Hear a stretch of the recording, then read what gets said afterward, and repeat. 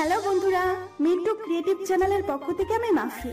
আমাদের ভিডিওগুলোর নোটিফিকেশন সবার আগে পেতে হলে নিচে থাকা সাবস্ক্রাইব বাটনটি ক্লিক করে পাশে থাকা বেল আইকনটি প্রেস করে রাখুন। ধন্যবাদ সবাইকে।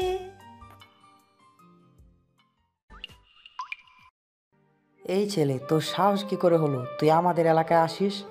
জানিস না এই এলাকায় রাতের বেলা কেউ আসে না? এরপরেও তুই কেন এই এলাকায় আসলি? তোর কি মরার কোনো ভয় নেই? কি বলছেন? এই জায়গায় কি সমস্যা হবে? আমি এদিক দিয়ে যাচ্ছিলাম, হঠাৎ করে এই জায়গায় চলে এসেছি। সমস্যা হওয়ার তো কথা নয়।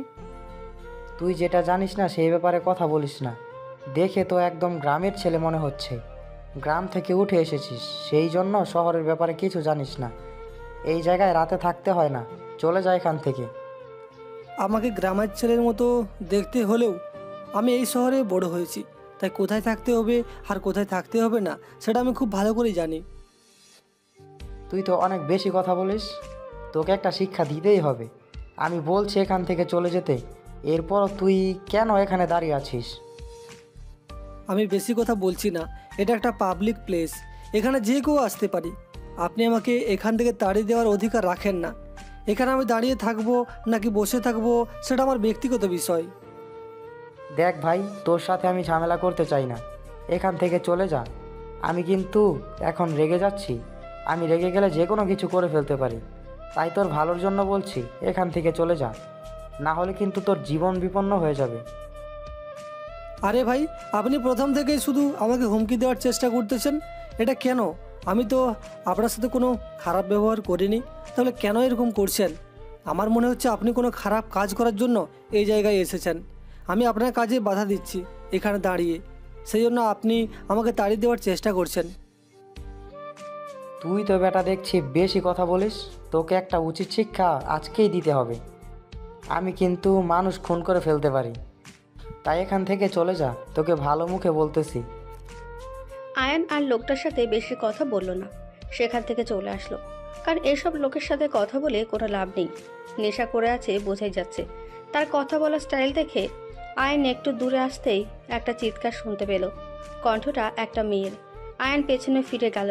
কয়েকটা ছেলে ঝোপের আড়ালে একটা মেয়েকে ধর্ষণ করার চেষ্টা করছে। আয়ান তখন সেখানে চলে গেল। এটা দেখার পর সেই ছেলেটা আবার এগিয়ে এসে বলল, এই এখানে কি তোর? আমি তোকে তাড়িয়ে দিতেছি, এরপরেও তুই আবার এখানে এসেছিস। আজকে তোকে মারতেই হবে, তোর মৃত্যুর সময় ঘনিয়ে এসেছে, সেই জন্য এরকম করতেছিস। কি ব্যাপার ভাই, এরকম করে কথা বলছেন কেন? আর মেয়েটার সাথে এরকম ব্যবহার করছেন কেন? আমার তো মনে হচ্ছে না মেয়েটা নিজের ইচ্ছায় এখানে এসেছে, তাকে তোমরা তুলে নিয়ে এসেছো। আমি এখনই পুলিশের কাছে তোমাদের নামে অভিযোগ করতেছি।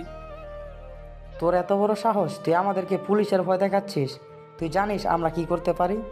তোর সময় এখনও আছে, সময় থাকতে এখান থেকে পালিয়ে যা, না হলে এমন শিক্ষা দিব যেটা কল্পনাও করতে পারবি না।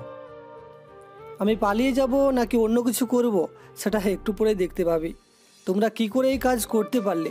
একটা মেয়েকে এভাবে তুলে নিয়ে এসে ধর্ষণ করার চেষ্টা করবে আর আমি পালিয়ে যাব? এতটুকু কাপুরুষ আমি নই। তুই কাপুরুষ নাকি বীর পুরুষ সেটা আমি একটু পরেই বের করতেছি, ওয়েট কর। বলে ছেলেটা একটা লাঠি নিয়ে আসলো আয়ানকে মারার জন্য। আয়ানও এবার ভীষণ রেগে গেল। ফিরিয়ে ছেলেটাকে আয়ানও মারতে শুরু করলো। এরকম কিছুক্ষণ মারামারি চললো। ওখানে আরও কয়েকটা ছেলে ছিল, তারাও আয়ানকে মারার চেষ্টা করছে, কিন্তু আয়ান সব কয়টাকে একাই মেরে শুইয়ে দিল। তখন তার দিকে তাকিয়ে ছেলেটা বলল, তুই আজ ঠিক কাজ করলি না, এর শাস্তি তোকে পেতেই হবে। তুই এমন শিক্ষা পাবি যেটা তুই কল্পনাও করতে পারবি না। তোকে যেখানেই পাবো সেখানেই তোকে শেষ করে দিব।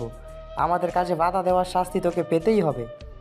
কে কাকে শাস্তি দেয় সেটা আরেকদিন সামনে পেলে বুঝিয়ে দেব। কত বড় সাহস, মেয়েদের ইজ্জত নিয়ে খেলা করিস? আমার সামনে এরকম আর হতে দিব না। আমি আমার সামনে যাকে এরকম করতে দেখব তাকেই আমি শেষ করে দেব, এটা খুব ভালো করে মনে রাখবি। নিজেকে অনেক বীরপুরুষ মনে করিস তাই না? একদম বীরপুরুষগিরি বের করে দিব আরেকদিন সামনে পাই। আজকে একটু বিপদে পড়ে গিয়েছি, সেজন্য চলে যেতে হচ্ছে। আয়ান তখন তাদের দিকে দৌড়ে এগিয়ে গেল, গিয়ে বলল, এখন এখানে দাঁড়িয়ে বড় বড় কথা বলছিস? এমন শিক্ষা দেব না, আর জীবনে এরকম কথা বলার সাহস পাবি না। ছেলেগুলো তখন দৌড়ে সেখান থেকে চলে গেল। আয়ান তখন কি করবে বুঝতে পারছিল না।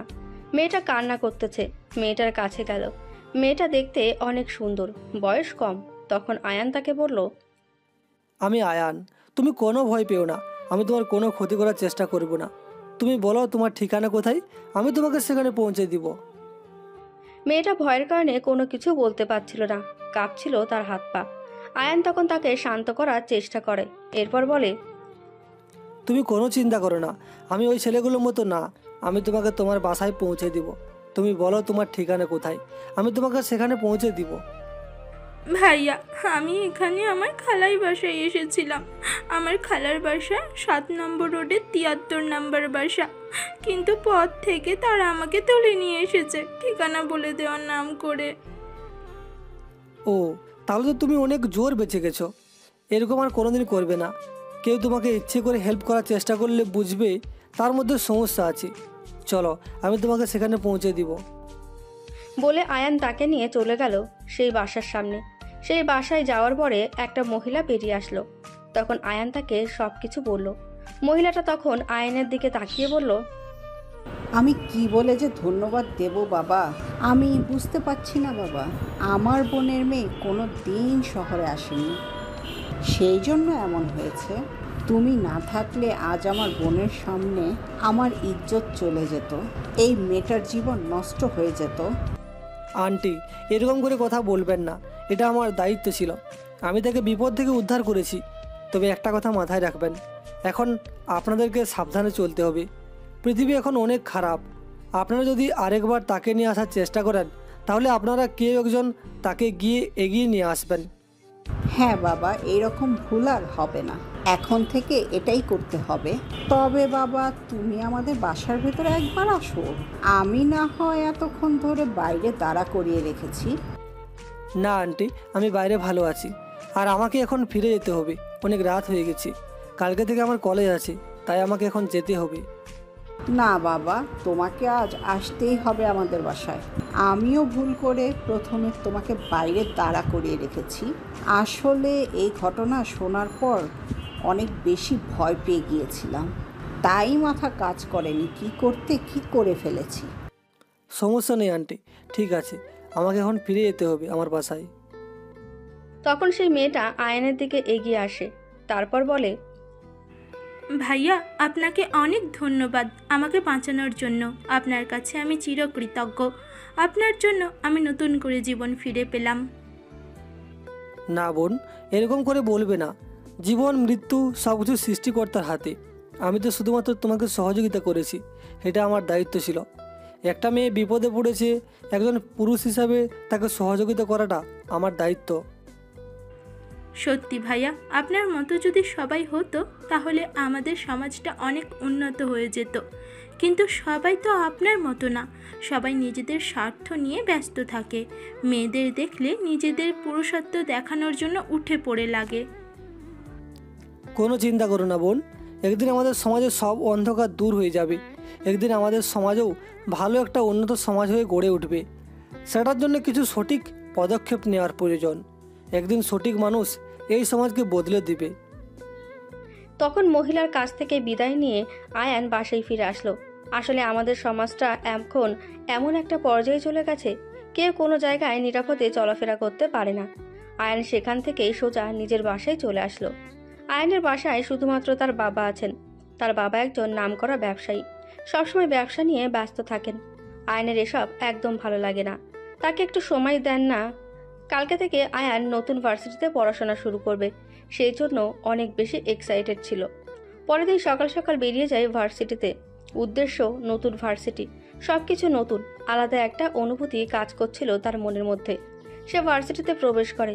ওইদিকে মীরা, সায়ন আর কিছু বন্ধু বান্ধব মিলে এক কোণে দাঁড়িয়ে গল্প করছিল।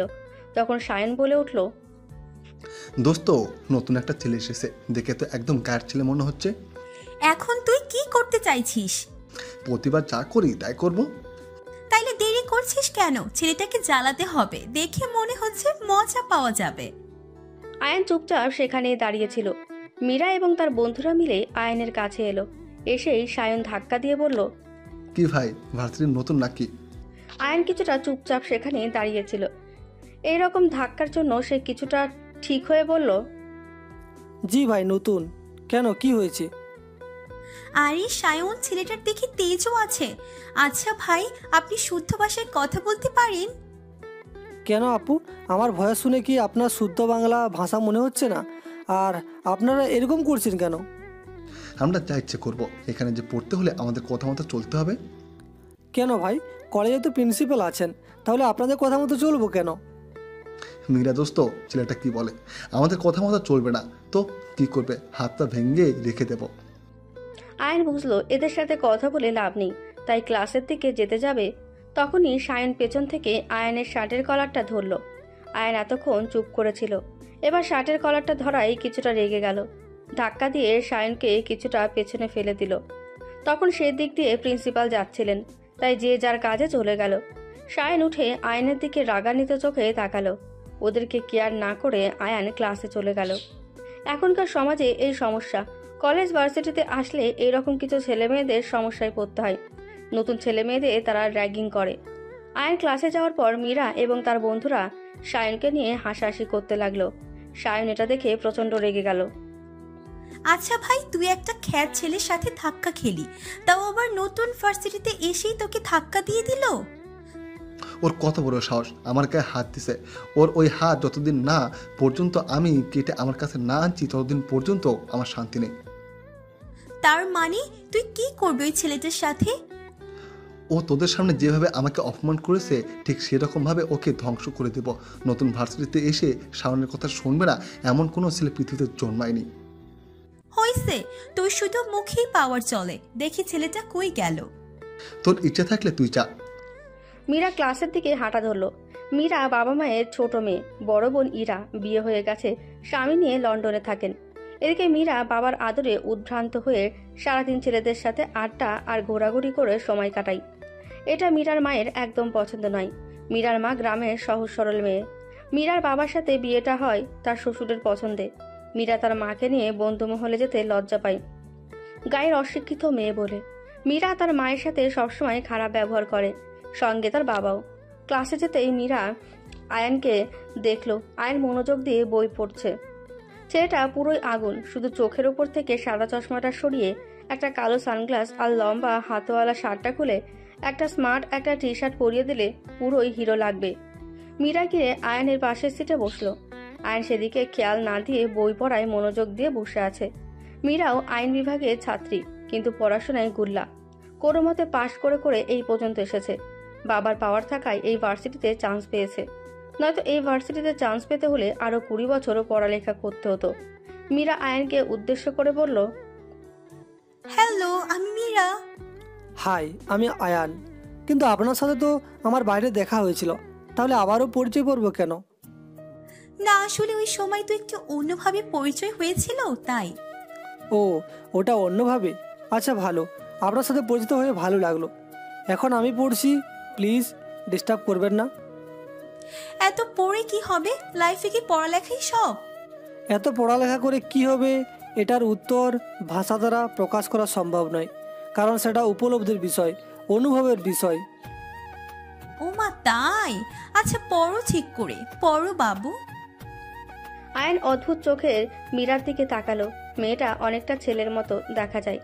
আয়নের এসব কিছু একদম পছন্দ নয়, কারণ মেয়েরা থাকবে মেয়েদের মতো, তারা কেন ছেলেদের মতো থাকবে? ছেলেদের মতো চলাফেরা করবে, আর ওর কথা বলার স্টাইলটা অনেকটা ছেলেদের মতো। ভাবতে ভাবতে ক্লাসের সময় এসে গেল। স্যার ক্লাসে ঢুকলেন, আয়নের সাথে পরিচিত হলেন। আয়নও স্যারের সাথে পরিচিত হয়ে অনেক ভালো লাগলো। আয়ন ক্লাস শেষ করে বাসায় ফিরে এলো। বাসায় এসে একা বসে রইল। বাইরের দিক থেকে তাকে যতটা স্বাভাবিক আর সুন্দর মনে হয়, ভেতর থেকে সে ততটাই ধ্বংসস্তূপের মধ্যে পড়ে আছে।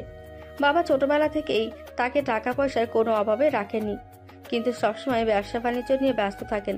কখনো তাকে সময় দেওয়ার প্রয়োজন মনে করেন না। সেও যে একটা মানুষ, এটা হয়তো তিনি ভুলেও গেছেন। তার মতে বাবা টাকা পয়সা দিয়ে বড় করবেন, এতে ছেলেদের দায়িত্ব শেষ, এর বাইরে কোনো দায়িত্ব নেই। মাঝে মাঝে তার মাকে খুব মিস করে। খুব ছোটবেলায় তার মা মারা গেছেন। মায়ের স্মৃতি অল্প অল্প মনে আছে, মুখটাও প্রায় ভুলে গেছে। এখন চোখ বন্ধ করলে মাকে আবছা দেখতে পায়। মাঝে মাঝে তার ইচ্ছে করে চিৎকার করে কাঁদতে, কিন্তু পারে না, কারণ সব কষ্ট মুখে বলে প্রকাশ করা যায় না। কিছু কষ্ট মনের গহীনে লুকিয়ে রাখতে হয়। হয়তো আয়নের কষ্টগুলো মনের গহীনে লুকিয়ে রাখার মতো কষ্ট। ওদিকে বাসায় গিয়ে মীরা ব্যাগটা ছুঁড়ে ফেলে দিল। মূলত তাকে এইসব কাজে সাপোর্ট করে তার বাবা। মা গ্রামের মেয়ে, তাই মীরা নিজের মাকে বন্ধু বান্ধবের সামনে আনতে লজ্জা পায়। বাসায় গিয়ে যখন ব্যাগটা ছুঁড়ে ফেলে দিল, তখন মীরার মা এসে ব্যাগটা তুলে নিলেন। একটু কঠিন গলায় বললেন, এসব কি হচ্ছে মীরা? এভাবে এটা কেন ফেলে দিয়েছো? যদি পড়াশোনা শিখতে হয় তাহলে বই খাতাকে সম্মান করতে হবে। বলছি না আমার এসব বিষয় নিয়ে তুমি কোনো কথা বলবে না। আর বই খাতাকে সম্মান করব না করব সেটা আমার বিষয়। আর যদি তুমি এতই জানো তাহলে তুমি পড়াশোনা করলে না কেন? আর কেন আমার বন্ধু বান্ধবের সামনে লজ্জায় ফেললে? মীরা, তুই এসব কি বলছিস? আমি তোর মা। সেটাই তো আমার সবচেয়ে বড় দুঃখ। আমার মা মডার্ন স্মার্ট একজন মহিলা, কিন্তু তুমি একটা গাইয়া ক্ষেত।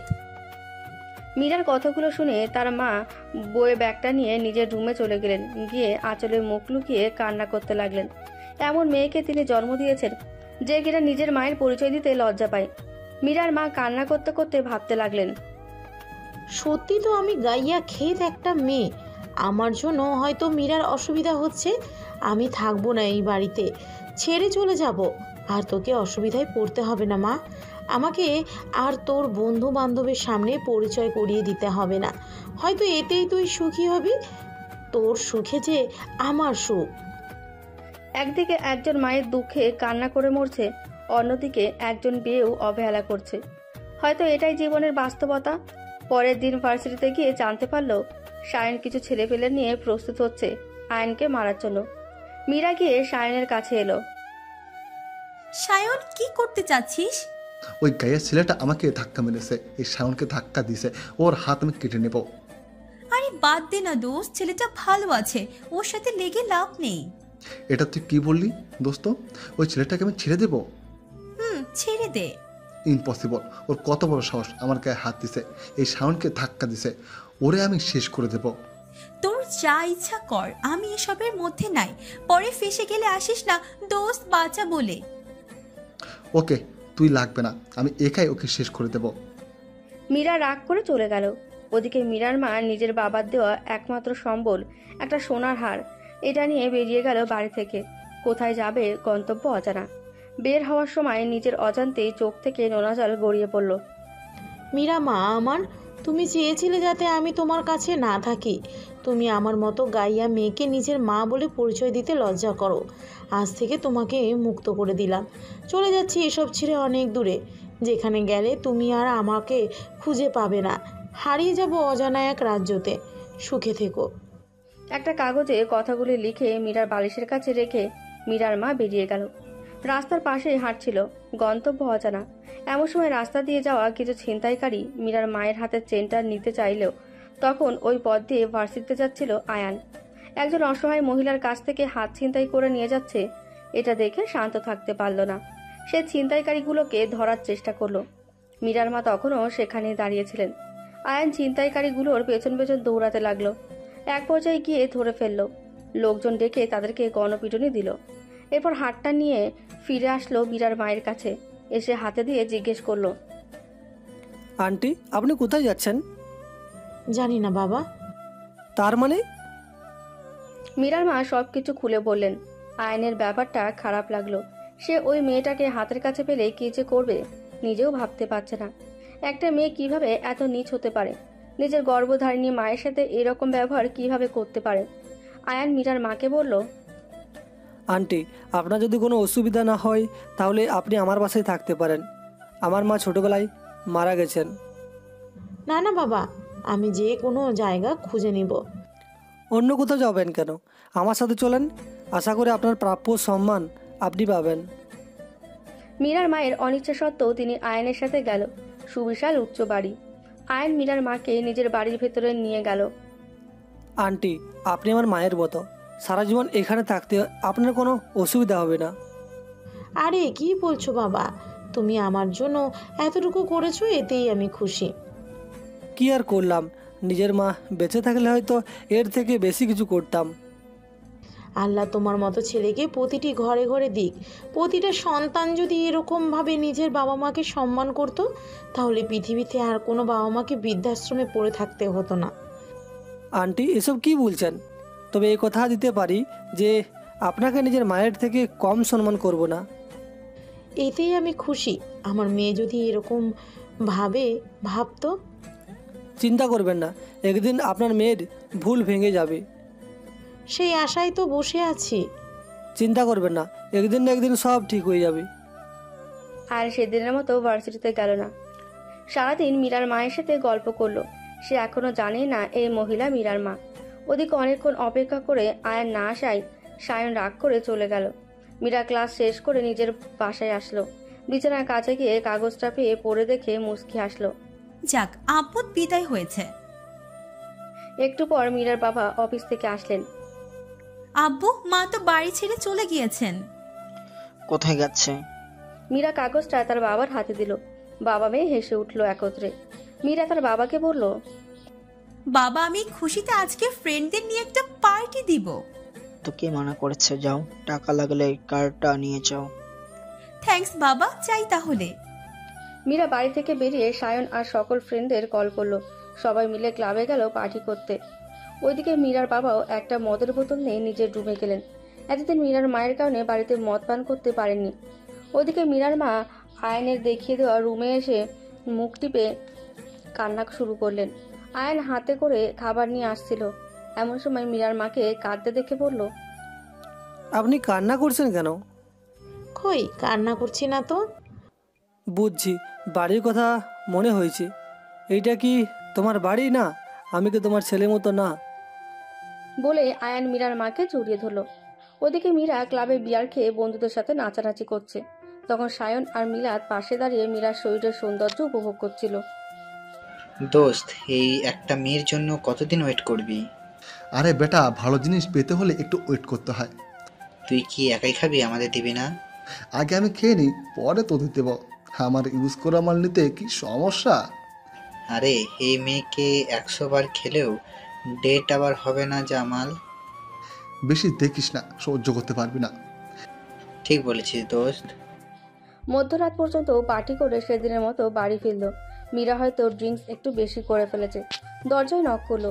দরজা খুলে মীরা নিজের মাকে দেখতে পেল না। এই অবস্থায় বাড়ি ফিরলে তার মা তাকে অনেক বকাবকি করত। মীরার মনে হতে তার ছেলের হাসি দিয়ে রুমে চলে গেল। পরের দিন সকাল হতেই আয়ান তার বাবার সাথে মীরার মায়ের পরিচয় করিয়ে দিল। বাবা, আমি আন্টিকে আমাদের বাড়িতে রাখতে চাই। এটা আবার আমাকে বলার কি আছে? আপা চলেন, আমাদের সাথে ব্রেকফাস্ট করবেন।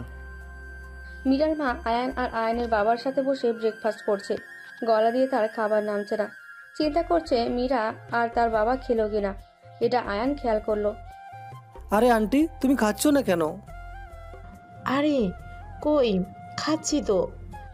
মীরার মা জোর করে কিছু খেয়ে রুমে আসলেন। আয়ান রেডি হয়ে ভার্সিটিতে গেল। গেট দিয়ে ঢুকতে যাবে তখনই সায়ন আর কিছু ছেলে সামনে এসে দাঁড়ায়। কিরে, ভয়ে ভার্সিটিতে আসা বন্ধ করে দিয়েছিলি? আজব তো ভাই, আমি কেন ভার্সিটিতে আসা বন্ধ করব? আর কাকেই বা ভয় পাবো? কাকে ভয় পাবি? একটু পর দেখা যাবে। সায়ন আয়নের দিকে একটা হকি স্টিক নিয়ে তেড়ে আসছিল। এটা দেখে মীরাও দৌড়ে কাছে আসলো। সায়ন আঘাত করতে যাবে তখনই আয়ান হিরোদের মতো সরে গিয়ে সায়নকে ধাক্কা দিয়ে হকি স্টিকটা নিয়ে বেধড়ক মারধর করতে লাগলো। এটা দেখে যারা এগিয়ে আসার তারাও পালিয়ে গেল। মীরা অবাক চোখে তাকিয়ে আছে আয়নের দিকে। রেগে যাওয়ার কারণে চোখ দুটো লাল হয়ে গেছে। দেখতে অনেকটা হলিউডের হিরোদের মতো লাগছে। আয়ান সায়নের কাছে গেল, কলারটা চেপে ধরে বলল, আমার নীরবতাকে আমার দুর্বলতা মনে করিস না। তোর মতো কত সায়নকে এই আয়ান চৌধুরী পিষে দিয়েছে, হিসাব নেই। আর আমি গ্রামের ছেলে না, যদি হতাম তাহলেও নিজের পরিচয় দিতে লজ্জা করতাম না। বলে ধাক্কা দিয়ে চলে যায় সায়ন। ব্যথায় হাত পা নাড়াতে পারছে না। মীরা অবাক চোখে আয়নের চলে যাওয়ার দিকে তাকিয়ে আছে। একটু আগে কি হলো সব তার মাথার উপর দিয়ে গেছে। আয়ন ক্লাস শেষ করে প্রিন্সিপালের রুমে গেল। স্যার, আসতে পারি? আরে আয়ান যে, এসো বসো। কোনো দরকার বাবা? জি, একটু কাজে আসছিলাম। কি কাজ বলো? স্যার, 1 মাস পর তো আমাদের ফাইনাল ইয়ারের এক্সাম। এই অবস্থায় কিছু ছেলে ছাত্রছাত্রীদের ডিস্টার্ব করছে। এরকম হলে তো প্রবলেম হবে। কে, নাম বলো, এখনই হাতে টিসি ধরিয়ে দেব। না স্যার, টিসি লাগবে না। একটু বুঝিয়ে বলবেন। আমি মানিয়ে নিলেও সবাই মানিয়ে নিতে পারবে না। অনেকে তো ভয়ে ভার্সিটিতে আসা বন্ধ করে দিয়েছে। ওকে, তুমি নাম বলো, আমি গিয়ে জিজ্ঞেস করছি। আয়ন ওদের নাম বলে বাইরে আসে। ওইদিকে মীরা ক্লাস করে বাড়িতে গিয়ে খেতে বসলো, কিন্তু খেতে পাচ্ছে না। কাজের মহিলার উপরে রাগারাগি করছে। না খেয়ে রুমে চলে আসে। রুমে এসে চুপচাপ শুয়ে পড়ে। মায়ের অভাব সে আস্তে আস্তে টের পেতে শুরু করেছে। ওদিকে আয়ান নিজের মায়ের মতো কাউকে পেয়ে জীবনের সর্বোচ্চ চেষ্টা করছে তাকে ভালো রাখার, কিন্তু মন পুরা থাকলে কি ঠিক করা যায়? তবুও আয়ান যথাসম্ভব চেষ্টা করছে। দেখতে দেখতে এক্সামের সময় এসে গেল। লাস্ট ইয়ারের ফাইনাল এক্সাম। সবাই নিজের সর্বস্বটা দিয়ে পড়াশোনা করছে। ওদিকে মীরা পড়তে বসেও নিজের মাকে মিস করছে। ও পড়তে বসলেই তার মা এনে তাকে বিভিন্ন জিনিস দিত, পাশে বসে থাকতো। সেগুলো তখন প্রচণ্ড বিরক্ত লাগলেও এখন সেগুলো সবচেয়ে বেশি মিস করে। মীরাও এই মাসে পড়ালেখায় খুব মনোযোগী হয়েছে। তারও ইচ্ছা ফাইনাল ইয়ারটা শেষ করার, কিন্তু তার কাছে নোট নেই। অবশ্য তা কখনো সে সংগ্রহ করেনি। তাই ভাবলো পরের দিন ভার্সিটিতে গিয়ে আয়নের কাছ থেকে নিয়ে নেবে, কিন্তু আয়ন কি তাকে দেবে? এসব ভাবতে ভাবতেই পরের দিন মীরা আয়নের কাছে গেল। আয়ন তখন ক্যাম্পাসে বসেছিল। আয়ান, একটা হেল্প করবে আমাকে? কি হেল্প বলো? তুমি প্লিজ আমাকে তোমার নোটসগুলো দিবে, আমি আসলে সংগ্রহ করি নাই। আচ্ছা ঠিক আছে, কালকে ভার্সিটি শেষে দিয়ে দেব। ওকে, থ্যাংক ইউ। বলে মীরা তার অন্য ফ্রেন্ডের মতো আয়নকে হাক করতে চাইল, কিন্তু আয়ন সরে গেল। তার এসব একদম পছন্দ নয়। মীরা কিছুটা লজ্জা পেয়ে আয়নের দিকে হাত বাড়িয়ে বলল, ওকে, আজ থেকে আমরা তাহলে বন্ধু। আয়ন কিছুটা ভাবনায় পড়ে গেল মীরাকে ফ্রেন্ড বানাবে কিনা। ও যা চালচলন, কোন দিন কোন জায়গায় ফাঁসিয়ে দেবে। এরপরও সম্মান রক্ষার্থে হ্যাঁ বলল। আয়ান তার বাসায় চলে আসলো। ওইকে মীরাও মীরার বাসায় চলে গেল। এখন মীরার বাবা প্রায় অকারণে রাগারাগি করেন। হয়তো এতদিনের সংসার ভাঙার কষ্টে তিনিও ভেঙে পড়েছেন। প্রথমে তারা বাবা মেয়ে ভাবতো তার মা চলে গেলেই হয়তো তারা সুখে থাকবে, কিন্তু সময় যত গড়াচ্ছে তার মায়ের অভাব বুঝতে পারছে। মায়ের সেই শাসন, সেই আবদারগুলো তারা খুব মিস করে। হয়তো আর কোনোদিন শুনতে পাবে না তার মায়ের কণ্ঠ। এসব ভাবতে ভাবতে মীরার চোখ দিয়ে দুফোঁটা অশ্রু গড়িয়ে পড়ল। কিন্তু পরক্ষণেই মনে হলো সব দোষ তো আমার জন্যই তো মা বাড়ি থেকে বের হয়ে গেছেন। আমি খারাপ ব্যবহার করেছি, তার সাথে অন্যায় করে ফেলেছি। মীরা তার বাবার রুমে গেল। তার বাবা এক হাতে মদের বোতল আর এক হাতে সিগারেট নিয়ে বসে আছেন। মীরার এটা দেখে অনেক খারাপ লাগলো। হয়তো তার জন্যই আজ এই অবস্থা। নিজের মনের মধ্যে অজানা এক অপরাধবোধ কাজ করছে। আমাদের সমাজে আমরা দাঁত থাকতে দাঁতের মূল্য দিই না। অর্থাৎ যখন আমাদের প্রিয় মানুষটা আমাদের কাছে থাকে তখন আমরা তাকে উপযুক্ত সম্মান দিই না, কিন্তু যখনই সে দূরে চলে যায় তখনই আমরা তার শূন্যস্থানটা অনুভব করি। বর্তমানে মীরার অবস্থা ঠিক তেমনই। পরদিন মীরা সময় মতো ভার্সিটিতে চলে গেল। গিয়ে শাওনের সাথে দেখা। শাওন মীরাকে বলল, মীরা, তোর কি হয়েছে? কয়েকদিন থেকে তোকে অনেক মনমরা দেখছি। পার্টিতে ইনভাইট করলে আসিস না, কি হয়েছে? মীরা একটু করুণ চোখে বলল, কিছু না দোস্ত, এমনি ভালো লাগে না এইসব। কি বলিস, তোর পার্টি ভালো লাগে না? না, তবে জয়েন করব কয়েকদিন পর। ওকে, তোর কাছে কিছু টাকা আছে? মীরা একটা তাচ্ছিল্যের হাসি দিয়ে পার্স থেকে কিছু টাকা বের করে শায়নকে দিল। এতদিনে সে যা বুঝেছে, শায়ন একটু টাকার জন্য তার সাথে বন্ধুত্ব রেখেছে। মীরা শায়নকে টাকা দিয়ে ক্লাসে চলে যায়। একটু পর আয়ান চলে আসে। মীরাকে নোটগুলো দিয়ে চলে যেতে চায়। মীরা তখন পেছন থেকে বলে, আয়ান, তুমি কি একটু ক্লাস পরে ফ্রি আছো?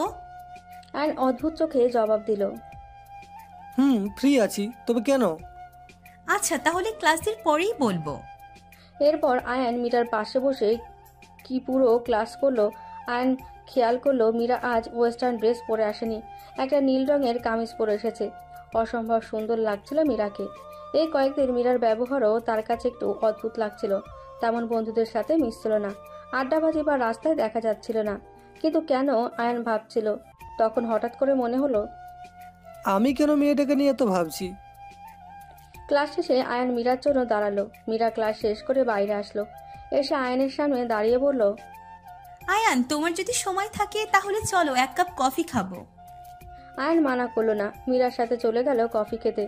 কফি খেতে খেতে আয়ান বলল, তোমাকে তো এই ড্রেসে ভালোই সুন্দর লাগছে।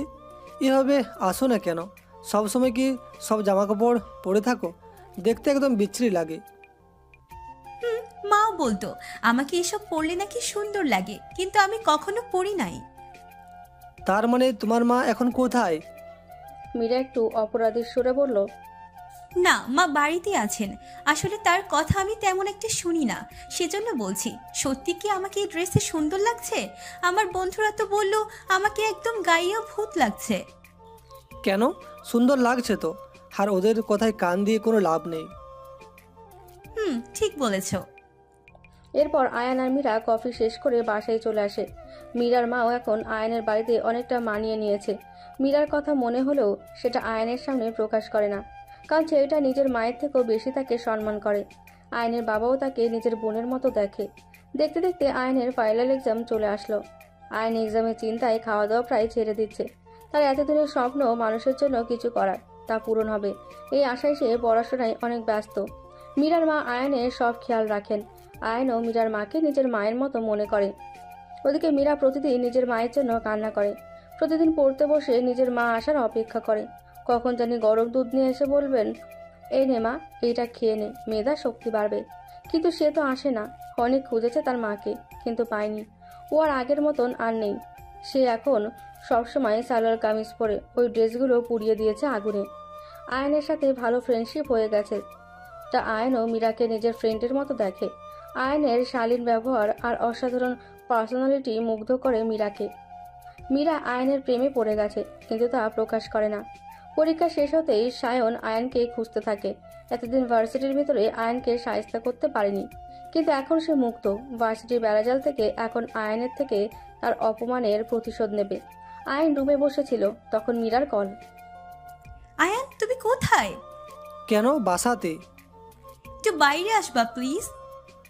আচ্ছা, ওয়েট করো, আমি আসছি। কোথায় আসবো বলো? আমি রাস্তার মোড়ে দাঁড়িয়ে আছি। ওকে, ওয়েট করো, আমি আসছি। আয়ন একটা কালো পাঞ্জাবি পরে বেরিয়ে আসলো। মীরা আয়নকে একটু দূরে দেখতে পেল। মীরা আয়নকে দেখে আবার ক্রাশ খেলো। এত সুন্দর এই ছেলেটা কেন? যে ছেলেটাকে দেখে ভার্সিটির সবাই খেত মনে করতো, আজ সেই ছেলেটাকে দেখে মীরা ক্রাশ খাচ্ছে। আয়নের লম্বা চুলগুলো তার মাথায় এসে পড়েছে। বাতাসের চুলগুলো একটু একটু নড়ছে। মীরা অবাক চোখে তাকিয়েছিল। ততক্ষণ আয়ান সামনে এসে গেছে। আয়ান মীরাকে এভাবে তাকিয়ে থাকতে দেখে বলে, হ্যালো ম্যাডাম, কি হলো? আয়নের কথায় মীরা কিছুটা লজ্জা পেয়ে যায়। না, কিছু না, এমনি ভাবলাম একটু ঘুরে আসি। বাড়িতে বসে থাকতে থাকতে বোর হচ্ছিলাম। কেন, তোমার ফ্রেন্ডরা কই গেল? ওদের সাথে পার্টিতে গেলে না? না, ওসবে যেতে এখন আর ভালো লাগে না, তাই যাই না। মীরার কথায় আয়নের মনে কেন জানি কিছুটা আনন্দ হলো, কিন্তু কেন সেটা বুঝতে পারল না। কেন পার্টিতে যাও না কেন? বললাম না, ভালো লাগে না। কি করতে ভালো লাগে? তোমার সাথে ঘুরতে। ও, আমার মতো ক্ষেতের সাথে ঘুরতেও ভালো লাগে? খবরদার এরকম কথা বলবা না, তুমি আমার ফ্রেন্ড না। কেন, তুমিই তো প্রথম দিন এই উপাধি দিয়েছিলে। সেটা একদিন বলেছিলাম, কিন্তু সেই মীরা আর এই মীরার মধ্যে অনেক পার্থক্য রয়েছে। আয়ন আর মীরা কিছুক্ষণ ঘোরাঘুরি করে একটা পার্কে গিয়ে বসে। মীরা আয়ানকে উদ্দেশ্য করে বলে, আয়ান, আমি তোমাকে কিছু কথা বলতে চাই, তবে সেটার জন্য আমাকে কথা দিতে হবে। তুমি আমার কথার মাইন্ড করো, তবু তুমি আমার সাথে ফ্রেন্ডশিপ রাখবা। আচ্ছা, বলো কি কথা। আগে বলো, যদি মাইন্ড করো তারপরও ফ্রেন্ডশিপ রাখবা। ওকে বাবা, কথা দিলাম, যাও, ফ্রেন্ডশিপ রাখবো। তাহলে বলি। বলো। তোমাকে কিভাবে বলবো আয়ান? তোমাকে প্রথম যেদিন দেখেছিলাম সেদিন আমরা সবাই তোমাকে নিয়ে মজা করেছিলাম, কিন্তু আস্তে আস্তে তোমার সাথে মিশে তোমার পার্সোনালিটি দেখে আমি তোমার প্রেমে পড়ে গেছি। শুধু প্রেমে না, গভীর প্রেমে।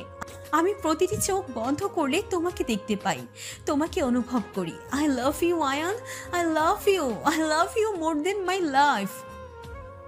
আরে কি সব বলছো? না, বলছি, ঠিকই বলছি। এখন তোমার সিদ্ধান্ত যদি অ্যাকসেপ্ট করো তাহলে তো ফ্রেন্ড থেকে গার্লফ্রেন্ড হয়ে যাব, আর যদি অ্যাকসেপ্ট না করো তাহলে ফ্রেন্ড হয়ে থাকতে হবে। সত্যি কথা বলতে আয়ানও মীরার এমন পরিবর্তনে তার প্রেমে পড়ে গেছে, কিন্তু আয়ান সেটা প্রকাশ করেনি। কিন্তু এখন সে কি করবে, কি সিদ্ধান্ত নেবে, আয়ান কিছুটা ভেবেচিন্তে বলে, আসলে সত্যি কথা বলতে মীরা, আমিও তোমাকে পছন্দ করি, কিন্তু আমি এসব বিষয়ে এখন জড়াতে চাই না। আমি এখানে কিছু করতে চাই, নিজের পায়ে দাঁড়াতে চাই, এরপরে এসব নিয়ে ভাববো। এটা কি করলে? আমার কথার কোনো উত্তর হলো?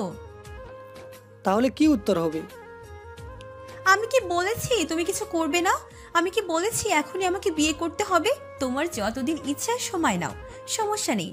আমি তোমার জন্য অপেক্ষা করতে রাজি, শুধু বলো হ্যাঁ কি না। একটি চোখের ইশারায় হ্যাঁ বলল। মীরা খুশিতে লাফাতে লাগলো। দেখে আয়ান মীরার এসব বাচ্চামি কাণ্ড দেখে মুচকি হাসলো। মীরা করুণ চোখে আয়ানকে বলল, একটা আবদার করি প্লিজ। কি আবদার? একবার জড়িয়ে ধরতে দিবে প্লিজ, প্লিজ, না করো না। আয়ান মুচকে সে হাতটা বাড়িয়ে দিল।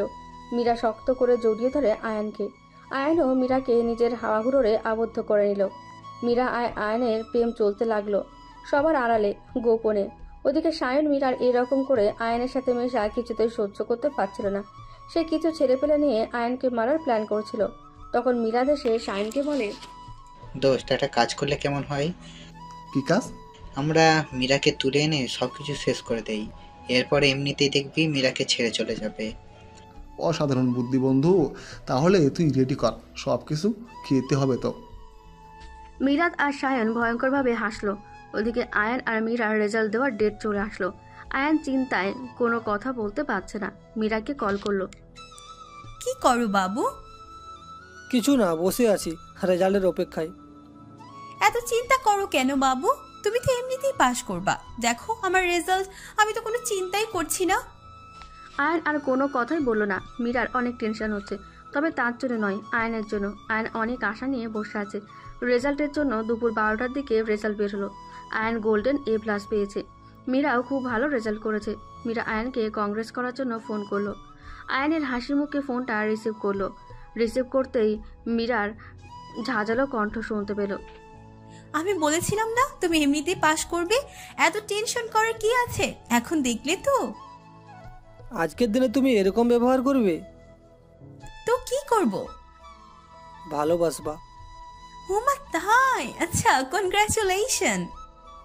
থ্যাংক ইউ, আর তোমাকেও অনেক অনেক অভিনন্দন। ধন্যবাদ। আচ্ছা শোনো, আমার রেজাল্ট উপলক্ষে বাবা বাড়িতে একটা ছোট্ট পার্টির আয়োজন করছে, তুমি আসবে? অবশ্যই আসবো। আমার জামাই পাশ করেছে এবং আমার শ্বশুর মশাই পার্টির আয়োজন করেছে আমার জামাইয়ের জন্য, আর আমি আসবো না? কে তোমার জামাই আর কে তোমার শ্বশুর মশাই? এখনো বিয়েই করলাম না, জামাই শ্বশুর বানিয়ে ফেললা? বিয়ে করব, আজ করি নাই তো 5 বছর পর করব, কিন্তু বিয়ে তো তোমাকেই করব। আচ্ছা ঠিক আছে, বিকালে চলে আসবে। ওকে। বিকাল হতেই মীরা চলে আসলো রাস্তার মোড়ে। আয়ানকে কল করলো। আয়ান তখন রুমে বসেছিল। মীরার কল দেখে তাড়াতাড়ি করে রিসিভ করে। হ্যালো মীরা, তুমি কোথায়? সবাই চলে এসেছে। এই তো আমি রাস্তার মোড়ে এসেছি, তোমার বাড়ি তো চিনি না, তুমি একটু আমাকে রিসিভ করবে? ও সরি, আমি তো আসতে পারবো না। তুমি এক কাজ করো, তুমি যে কোনো কাউকে জিজ্ঞাসা করো, আমার কথা বললেই দেখিয়ে দেবে। মীরা আয়ানের কথা মতো একজন লোককে গিয়ে জিজ্ঞেস করলো। লোকটি আয়ানের বাড়ি দেখিয়ে দিল। মীরা বাড়িতে প্রবেশ করে পুরো থ হয়ে গেল। এত বড় বাড়ি আর এত সুন্দর বাড়ি, আর তারা ভার্সিটিতে কত অবহেলা, কত অপমান করেছে। এসব ভাবতে ভাবতে আয়ানের প্রতি সম্মান আরও 1000 গুণ বেড়ে গেল মীরার। মীরা একটা সাদা রঙের গ্রাউন্ড পরে এসেছে। ওদিকে আয়ানও সাদা রঙের একটা পাঞ্জাবি পরেছে। দরজায় নক করতেই আয়ান গিয়ে তাড়াতাড়ি দরজাটা খুলে দিল। ওদিকে মীরার মা তখন আয়ানের রুমটা গোছাচ্ছিলেন। মীরা আয়ানের বাড়ির ভেতরে আসলো। বাসায় সবার সাথে পরিচয় করে দিল আয়ান। একটা বিশাল কেক আনা হয়েছে কাটার জন্য। যখন কেক কাটতে যাবে আয়ান খেয়াল করলো আন্টি এখনো আসেনি, তাই একটু ওয়েট করছিল। তখন মীরা বলল, আয়ান, কার জন্য ওয়েট করছো? কেকটা কেটে ফেলো। ওয়েট করো একটু, আমার আন্টি আসবে। ওহ, তাহলে একটু ওয়েট করি। একটু পর সিঁড়ি দিয়ে মীরার মা নামছিলেন। মীরা তাকাতেই চোখ দিয়ে দুফোঁটা অশ্রু গড়িয়ে পড়ল। মীরার মা নিচে এসে মীরাকে দেখে অবাক হন, কিন্তু কেউ কাউকে বুঝতে দেননি। আয়ান কেকটা কেটে সবাইকে খাইয়ে দেয়। এবার সবাই আস্তে আস্তে খাওয়া দাওয়া করে চলে যায়। শুধু মীরা বাদে সবাই চলে যাওয়ার পর মীরা যখন দাঁড়িয়েছিল তখন মীরার মা সেখানে আর এক মুহূর্ত না দাঁড়িয়ে ওপরে চলে গেলেন। গিয়ে রুমে কান্না করতে লাগলেন। ওইদিকে মীরা আয়ানকে বলল, আয়ান, উনি কিভাবে তোমার আন্টি হলেন? মানে কি বলছো? উনি আমার আন্টি তো, কি হয়েছে? মানে বলছি কি, উনি তোমার কোন সম্পর্কে আন্টি হলেন? আয়ান তখন মীরাকে সবকিছু খুলে বলে। আয়ানের মুখে বর্ণনা শুনে মীরার ভেতরটা ফেটে যাচ্ছিল। ওই মেয়েটাকে যদি আমি হাতের কাছে পেতাম না, তাহলে থাপ্পড় দিয়ে ওর দাঁতগুলো ফেলে দিতাম। আয়নের কথায় মীরা কিছুটা অস্থির হয়ে পড়ল। এখন সে কি করবে? এমন এক সত্যের মুখোমুখি সে এসে দাঁড়িয়েছে যার থেকে বাঁচাও সম্ভব নয়। মীরা আয়ানকে বলল, আয়ান, তোমার আন্টির রুমটা কোন দিকে? এই তো উপরে গিয়ে সোজা বাম দিকের রুমটা। মীরার এক মুহূর্ত সেখানে দাঁড়ালো না, তাড়াতাড়ি করে উপরে চলে গেল। গিয়ে দেখলো তার মা পেছন থেকে তাকিয়ে কান্না করছে। মীরার এমন অদ্ভুত ব্যবহারে একটু কিছুটা অবাক হলো আয়ান। মীরার পেছন পেছন গেল, দরজার সামনে গিয়ে কিছু একটা শুনতে পায়। সে থমকে দাঁড়ায়। মীরা তার মাকে পেছন থেকে জড়িয়ে ধরে তার মা ধাক্কা দিয়ে সরিয়ে দেন। এই মেয়ে, তুমি আমাকে জড়িয়ে ধরছো কেন? মা প্লিজ এরকম করো না। কে তোমার মা? আমার কোনো মেয়ে নেই, আমার কোনো পরিবার নেই। তুমি মনে হয় ভুল করছো। মা প্লিজ এরকম করো না, আমি ভুল বুঝতে পেরেছি, প্লিজ ফিরে এসো না প্লিজ। খবরদার, তোর ওই নোংরা মুখে আমাকে মা বলে ডাকবি না। তোরা মা ডাককেও অপমান করেছিস। প্লিজ আম্মু এরকম করো না, ফিরে এসো আমাদের কাছে। অসম্ভব, তোদের ওই জাহান্নামে আমি আর যেতে চাই না। চলে যা এখান থেকে। আর তুই ওই নিষ্পাপ ছেলেটার পিছন ছেড়ে দে। ছেলেটাকেও তুই ধ্বংস করিস না। কি বলছো তুমি? আমি পাল্টে গেছি আর তাকে আমি ভালোবাসি। ভালোবাসিস? ভালোবাসার মানে কি তোরা বুঝিস? ভালোবাসা কাকে বলে তোরা জানিস? তোরা তো টাকার পিছনে পড়ে থাকিস। তোরা কিভাবে ভালোবাসার মূল্য বুঝবি? ভালোবাসার মূল্য বুঝতে হলে ছেলেটার কাছ থেকে গিয়ে শিখ কিভাবে সম্মান করতে হয়। আগে সম্মান করতে শিখ, মূল্য দিতে শিখ, তারপরে ভালোবাসিস। আয়ন বাইরে থেকে কথাগুলো শুনছিল। সোজা রুমের ভেতর ঢুকে গেল। তার মানে আন্টির ওই ঘৃণিত মেয়েটি আর কেউ নাই, তার ভালোবাসার মীরা। আয়নকে মীরার গালে ঠাস ঠাস করে কয়েকটা থাপ্পড় বসিয়ে দিল। ছি মীরা, আমার ভাবতেও ঘৃণা লাগছে। তোর মতো একটা মেয়েকে আমি ভালোবেসেছিলাম। আয়ান প্লিজ আমার কথাটা শোনো। তোর ওই নোংরা মুখে আমার নাম উচ্চারণ করবি না। তোরা কি জানিস মা শব্দের অর্থ কি? তুই এত বড় একটা সম্পদকে হাতছাড়া করেছিস, অপমান করেছিস, বাড়ি থেকে তাড়িয়ে দিয়েছিস। এখন আমার বাড়ি থেকে বেরিয়ে যা, এই মুহূর্তে চলে যা। প্লিজ আমার কথাটা শোনো। আর এক মুহূর্ত দাঁড়ালে এখানে আমি ঘাড় ধাক্কা দিয়ে তোকে বাড়ি থেকে বের করে দিব। আয়নের এমন ব্যবহারে যেন আয়নের ভয়ঙ্কর রূপটা দেখতে পেল মীরা। কান্না করতে করতে বেরিয়ে গেল। রাস্তা দিয়ে হাঁটছিল আনমনে। আজ তার ইচ্ছে করছে মাটি ফেলে ঢুকে যেতে। ওদিকে মীরাকে তাড়িয়ে দিয়ে মীরার মা সোজা মাটিতে বসে কান্না করতে শুরু করলেন। আয়ন গিয়ে তুলে ধরল। আমি ঠিক করিনি বাবা। মেয়েটা নিজের ভুল বুঝতে পেরেছিল। আমি ওকে কেন তাড়িয়ে দিলাম? যা করেছেন ঠিক করেছেন। ওর কিছু শাস্তি পাওয়া দরকার। ওকে ওর ভুলের মাসুল দিতে হবে। আয়ন মীরার মাকে বিছানায় শুইয়ে দিয়ে নিজের রুমে আসলো। এসে বিছানায় শুয়ে কান্না করতে লাগলো। কোনোদিন কোনো মেয়ের গায়ে হাত তোলেনি আয়ান, আজ প্রথম হাত তুলল, তা আবার নিজের ভালোবাসার ওপর। আয়নের ভেতরটা যেন ফেটে যাচ্ছিল, কিন্তু কিছু করার নেই। মীরা যেটা করেছে তার কোনো ক্ষমা নেই। ওকে ওর পাপের শাস্তি ভোগ করতেই হবে। ওদিকে মীরা রাস্তা দিয়ে হাঁটছিল, তখন কেউ একজন তার মুখটা চেপে ধরে। মীরা আর কিছু বলতে পারে না। যখন চোখ খুললো তখন দেখতে পেল সে একটা রুমের মধ্যে বন্দী। কিন্তু রুমটা তার কাছে অজানা মনে হচ্ছে না। এটা তো তার নিজের রুম। তাহলে মীরা গিয়ে দরজাটা ধাক্কা দিতে লাগলো, কিন্তু কেউ নেই। দরজা খোলার মতো। কিছুক্ষণ পর একটা লোক এসে দরজাটা খুললো। পেছন পেছন আরেকটা ছেলেও আসলো। মীরা ঠিক করে দেখলো এটা আর কেউ নয়, সায়ন আর মিলাদ। মীরা ওদেরকে দেখে জিজ্ঞেস করলো, সায়ন তুই এখন কেন আমার রুমে এসেছিস? সায়ন আর মিলাদ ভয়ঙ্করভাবে হেসে উঠল। এটা দেখে মীরা কিছুটা ভয় পেয়ে গেল। তবুও বুকে সাহস নিয়ে রাগী গলায় বলল, কি হলো, কথা বলছিস না কেন? তোরা এখানে কি করিস? সায়ন হিংস্র দৃষ্টি নিয়ে বলল, বুঝিস না কেন এখানে এসেছি? আমরা দুজন তোকে নিয়ে এখন মজা করব। আমাদের রেখে তুই ওই ছেলেটার সাথে প্রেম করবি, মজা করবি, আর আমরা বসে বসে দেখব? তা তো হবে না। কুত্তার বাচ্চা, তুই কি বলতে চাচ্ছিস? তোর সাহস কি করে হয় আয়ানকে নিয়ে এরকম বাজে কথা বলার? আরও একটু পর আমাদের সাহস কতটুকু আছে বুঝতে পারবি। বলে সায়ন আর মিলাদ মীরার দিকে এগোতে লাগলো। মীরা চিৎকার করে তার বাবাকে ডাকলো, কিন্তু কোনো জবাব নেই। মীরা সায়নের হাতে নিজের কার্ডটা দিয়ে বলল, প্লিজ তোরা যত টাকা চাস আমি তোদের দিব, তবু আমার এত বড় সর্বনাশ তোরা করিস না। আরে তুই কি ভেবেছিস তোকে এতদিন টাকার জন্য আমরা বন্ধু বানিয়েছিলাম? না না, চাইলে আমি চাঁদাবাজি করেও টাকা কামাতে পারতাম, কিন্তু আমি তোর পেছনে টাইম লস করছি শুধুমাত্র তোর এই শরীরটা ভোগ করার জন্য। মীরা বুঝতে পারলো আজ আর তার বাঁচার কোনো উপায় নেই, তাই চোখ বন্ধ করে শেষবারের মতো আয়ানকে অনুভব করলো। হয়তো আর কোনোদিন আয়ান তাকে গ্রহণ করবে না, হয়তো আর কোনোদিন আয়ানের সামনে মুখ দেখাতে পারবে না। মীরা তার সায়ন ঝাঁপিয়ে পড়ল মীরার ওপর। মীরার বাধা দেওয়ার কোনো শক্তি নেই। সর্বস্ব হারিয়ে বিছানায় যখন কাঁদছিল, তখন ওই দুইটা কুকুরের মতো করে হাঁপাচ্ছিল। ওরা মীরাকে রেখে চলে যায়। মীরা কান্না করতে করতে উঠতে চেষ্টা করলো, কিন্তু ওঠার শক্তি নেই। পা দুটো অবশ হয়ে গেছে। হয়তো এটা তার বাবার শাস্তি। মীরা কোনো মতে উঠে বাইরে গিয়ে যা দেখলো, তারপর আর ঠিক থাকতে পারল না, বেহুশ হয়ে মাটিতে পড়ে গেল। ওদিকে মীরার জন্য মনের মধ্যে কেমন জানি করছিল আয়ানের। রাত তখন প্রায় 3টে। মীরা এখনো অচেতন অবস্থায় পড়ে আছে নিচে, তার বাবার লাশ। সায়ন আর মিলাদ মীরার বাবাকে খুন করে চলে গেছে। ওদিকে আয়ান মীরার চিন্তায় ঘুমোতে পারছিল না। সে ভাবছিল হয়তো মেয়েটা পরিবর্তিত হয়ে গেছে। কি করবে এখন? সে বাড়িতে পৌঁছলো কিনা তাও তো জানতে হবে। তাই লুকিয়ে বাসা থেকে বের হয়ে গাড়ি নিয়ে মীরার বাসার দিকে আসলো, কিন্তু বাসার গেট খোলা। তাড়াতাড়ি ঘরে বাসার ভেতরে গেল। গিয়ে যা দেখলো, তারপরে ঠিক থাকতে পারলো না। গিয়ে দেখলো মীরার বাবার লাশ ড্রয়িং রুমে পড়ে আছে। এর একটু পেছনে আছে মীরা। আয়ান গিয়ে তাড়াতাড়ি করে কোলে তুলে নিয়ে হাসপাতালে যায়। আর যা জানতে পারে, তারপর তো আর নিজেকে ঠিক রাখতে পারে না। মীরা ধর্ষণের শিকার হয়েছে। আয়ান কান্না করে দিল। সবকিছু হয়তো তার জন্যই হয়েছে। সে যদি মীরাকে থাপ্পড় না দিত, তাহলে হয়তো মীরা কান্না করে বেরিয়ে আসতো না, আর এই ঘটনা ঘটতো না। আয়ান মীরার মাকে কিছু জানায়নি। হয়তো তিনি ঠিক থাকতে পারবেন না। পরের দিন সকাল 10টা নাগাদ মীরার জ্ঞান ফিরে হাসপাতালে বেড়ে নিজেকে আবিষ্কার করে, কিন্তু তাকে হাসপাতালে নিয়ে আসলো কে?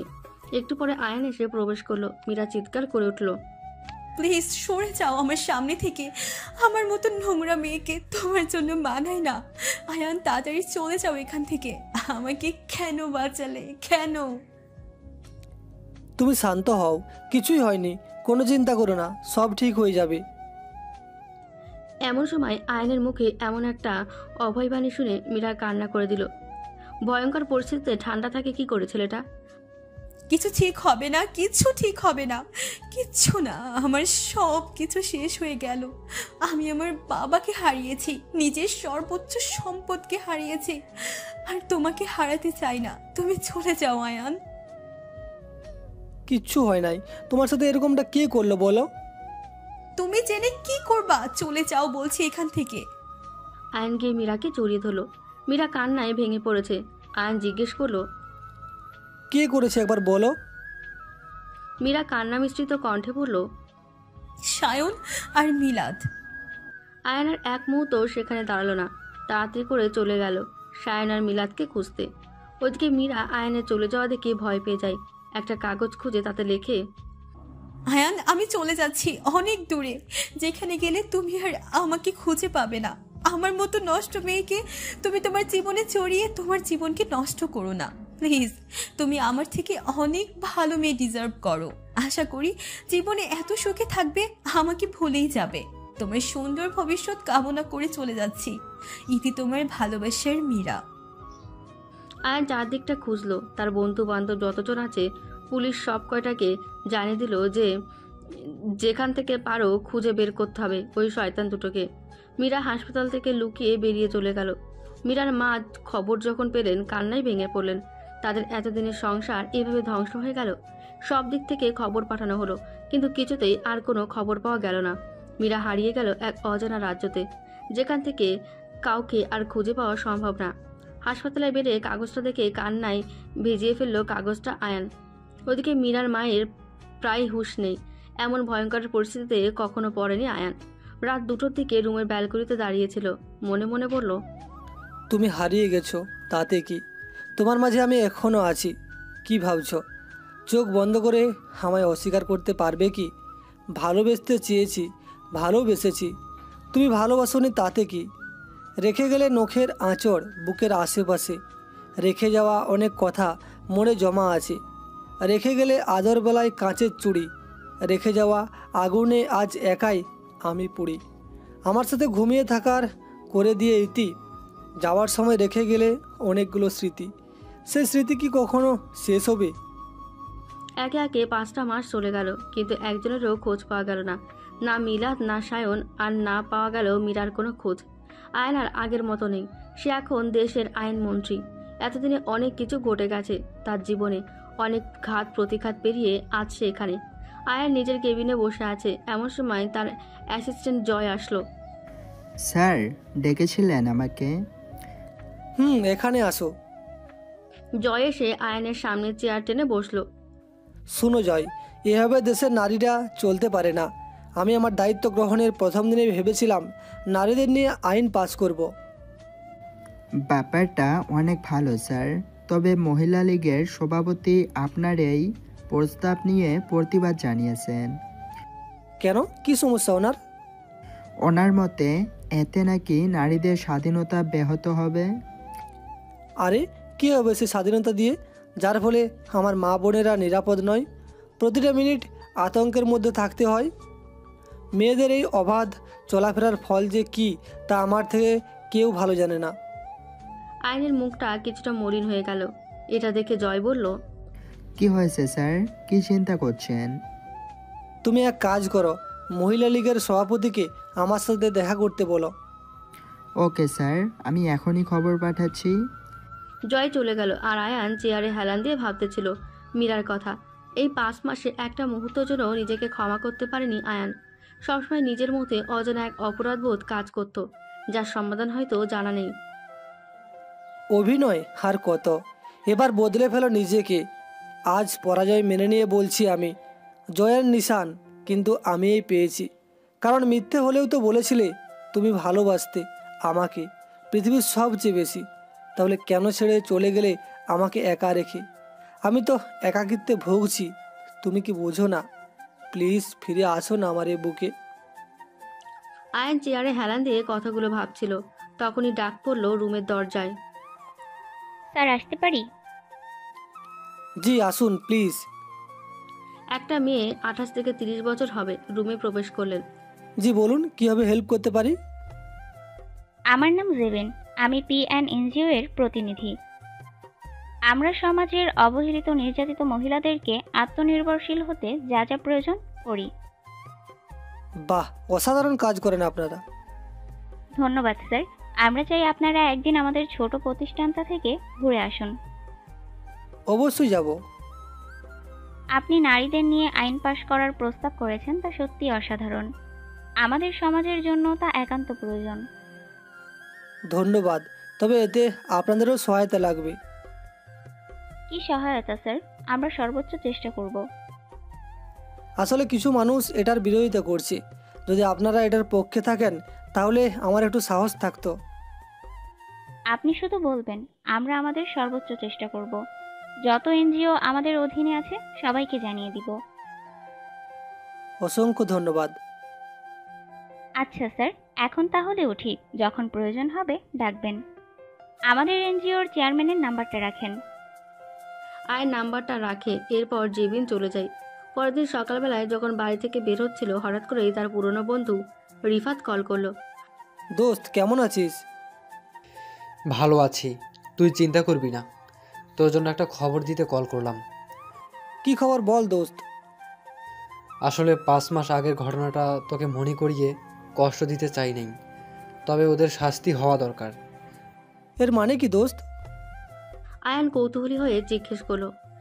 আসলে ওই যে সায়না আর মিলাদ আছে না? কি হচ্ছে বল তাড়াতাড়ি। ওই কুত্তার বাচ্চা দুইটার কোনো খোঁজ পেয়েছিস? আসলে ওরা দুজন দল বিরোধী দলীয় যে নেত্রী আছে, ওনারা ওখানে কাজ করে। সব অনৈতিক কাজের গোড়ায় ওই দুইটা থাকে। তুই কি শিওর ওরা ওখানে কাজ করে? হ্যাঁ দোস্ত, আমি নিজে দেখেছি। কালকে ওদের ওখানে একটা কাজে গেছিলাম, তখন দেখলাম ওরা ওই বিরোধী দলীয় নেত্রী আছে, নাম কি যেন? সিমরান। ওই সিমরানের ওখানে।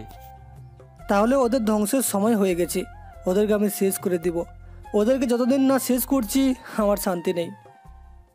যা করিস খুব সাবধানে করিস, ওরা কিন্তু খুবই ভয়ঙ্কর। ওদের থেকে আরও বড় ভয়ঙ্কর আমি। আমাকে ওরা হিংস্র বাঘের মতো করে দিয়েছে। ওদেরকে আমি ধ্বংস করে দিব। আচ্ছা ঠিক আছে, কোনো প্রয়োজন হলে আমাকে কল দিস। ওকে দোস্ত, থ্যাংক ইউ সো মাচ, তুই আমার অনেক উপকার করলি। এরপর আয়ান চারিদিকে লোক নিয়ে খবর শুরু করল এবং শিওর হয় যে সায়ন আর মিলাদ ওখানেই কাজ করছে। পরের দিন জয় ওই মহিলাকে নিয়ে আসে। সিমরান আয়ানের সামনে চেয়ারে বসেছিল। তখন আয়ান বলে, আমি যে আইন পাস করতে যাচ্ছি তাতে আপনার কি সমস্যা? অবশ্যই এতে আমার সমস্যা আছে, কারণ এতে নারীদের মৌলিক অধিকার থেকে বঞ্চিত হবে, আর আমি একজন নারী হয়ে কিছুতেই আরেকজন নারীর অধিকার ধ্বংস হতে দিতে পারি না। এতে করে নারীদের মৌলিক অধিকার ধ্বংস হবে কে বলেছে? আপনি কি পুরো আইনটা পড়ে দেখেছেন? এসব আজেবাজে জিনিস পড়ার মতো টাইম আমার নেই। এইটুকু সময় নাই। যদি এত কাজ করে থাকে তাহলে পারলে আটকে দেখান, আমি এই আইন পাস করবই। আরে উত্তেজিত হবেন না, নিজের দুশ্চরিতা প্রেমিকার প্রতিশোধ এইভাবে সব মহিলার থেকে তুলবেন না। আয়না শান্ত থাকতে পারল না, গিয়ে সিমরানের গালে থাপ্পড় মেরে দিল। সঙ্গে সঙ্গে আয়ান আর সিমরানের মধ্যে তর্কাতর্কি শুরু হলো। জয় অনেক কষ্ট করে সিমরানকে বাইরে নিয়ে গেল। সিমরানকে বাইরে দিয়ে জয় ভেতরে আসলো। এটা কি করলেন স্যার? তো কি করতাম বলো জয়? মেয়েটা সাহস কত, এত বড় একটা বাজে কথা বলতে পারলো কি করে?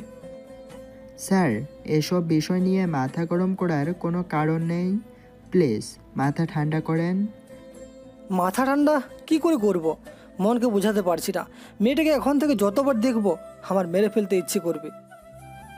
স্যার প্লিজ মাথা ঠান্ডা করেন, বসুন এখানে। বলে জয় আয়ানকে চেয়ারে বসিয়ে জলের বোতলটা এগিয়ে দেয়। ওদিকে সিমরান নিজের অফিসে গিয়ে সবকিছু ভাঙচুর করতে শুরু করলো। কত বড় সাহস ওই আয়ানের, আমার গায়ে হাত দিয়েছে, ওকে আমি শেষ করে দিব। ম্যাম কি হয়েছে? এই আয়ানের বাচ্চা আমার গায়ে হাত দিয়েছে, আমাকে থাপ্পড় মেরেছে, ওকে আমি দেখে নিব। তোরা এখন যা, কয়েকজন সাংবাদিককে নিয়ে আয়, ওই লোকটার সবকিছু আজ এখানেই ফাঁস করে দিব। ম্যাম প্লিজ একটু মাথা ঠান্ডা করে বোঝার চেষ্টা করুন। এখন যদি আমরা সাংবাদিক নিয়ে আসি তাহলে আপনারা মান সম্মানে ধরবে। এর চেয়ে বরং এক কাজ করি, ওকে দুনিয়া থেকে শেষ করে দিই। কিন্তু ওর সাথে তো অনেক লোক থাকে, ওকে কিভাবে শেষ করব? কোনো চিন্তা করবেন না, মাঝে মাঝেই ও একা একা ঘুরতে বের হয়, তখনই ওকে তুলে এনে খুন করে দিব।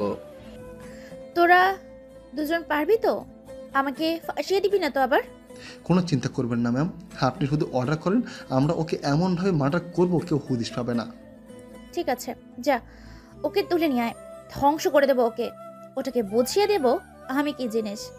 ম্যাম আপনি কোনো চিন্তা করবেন না। সিমরানের এমন ভয়ঙ্কর কাণ্ড দেখে মিলাদ আর সায়ন ভেতরে আসলো। পরের দিন আয়ান নিজের রুমে বসেছিল। তখন চিন্তা করলো যে এই সপ্তাহের ভেতর আইনটা পাশ করতে হবে। তাই সেই এনজিওগুলোর হেল্প নেওয়ার জন্য জেবিনের রেখে যাওয়া নাম্বারে কল করলো। অফিস থেকে কেউ একজন স্নিগ্ধ কণ্ঠে বলে উঠলো, হ্যালো, কে বলছেন? এই কণ্ঠটা অনেক চেনা মনে হচ্ছিল আয়ানের। তার ভেতরটা ফেটে যাচ্ছিল। কাঁদো কাঁদো সুরে বলল, মীরা তুমি বেঁচে আছো? সরি স্যার, আপনার কোথাও ভুল হচ্ছে, আমি মীরা না, আমি নীলা, এনজিওর চেয়ারম্যান। আয়ানের মনে কিছুটা শঙ্কা জাগলো, কিন্তু পরক্ষণেই বলে উঠল, আচ্ছা সরি ম্যাম, আসলে বুঝতে পারিনি, আপনাদের হেল্প আমার একান্ত দরকার। ওকে স্যার, আমরা আপনাকে হেল্প করব, আপনি কোনো চিন্তা করবেন না। আমি জেবিনকে বলে দিচ্ছি, ও কাল সময় মতো আপনার অফিসে পৌঁছে যাবে। ওকে ধন্যবাদ, তাহলে রাখি, গুড বাই। ওকে স্যার, ধন্যবাদ। আয়ান ফোনটা রেখে কিছুক্ষণ থ হয়ে বসে রইল।